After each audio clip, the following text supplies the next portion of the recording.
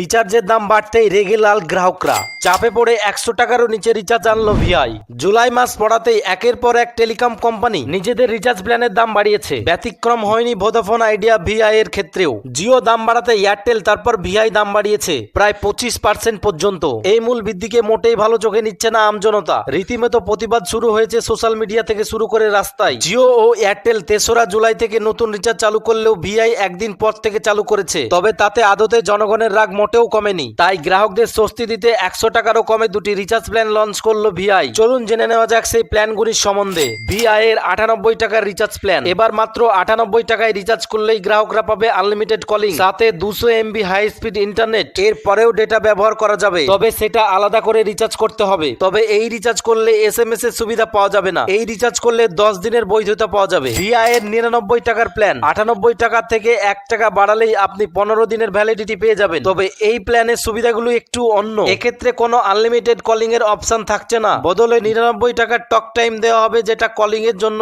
2.5 পয়সা সেকেন্ডে চার্জ করা হবে। এই প্ল্যানটির ক্ষেত্রেও কোনো এসএমএস পরিষেবা থাকছে না। প্রসঙ্গত, নতুন রিচার্জ প্ল্যান আনলেও গ্রাহকরা যে খুব একটা খুশি হয়েছে তা দেখা যাচ্ছে না। জিও ও এয়ারটেল ব্যবহারকারীরা বিনামূল্যে সুপার স্পিডের 5G পরিষেবা উপভোগ করলেও ভিআই এখনো সব জায়গায় 5G লঞ্চ করতে পারেনি। তবে 4G লঞ্চ করার জন্য প্রস্তুত হচ্ছে বিএসএনএল। তাই এই সময়টা টেলিকম ইন্ডাস্ট্রির জন্য বেশ চ্যালেঞ্জিং হতে চলেছে বলে মনে করা হয়। তো আজকের মতো ভিডিও এই পর্যন্তই। দেখা হচ্ছে পরবর্তী ভিডিওতে। আর ভিডিওটি ভালো লাগলে ভিডিওটিতে অবশ্যই একটি লাইক করে চ্যানেলটি সাবস্ক্রাইব করে দেবেন।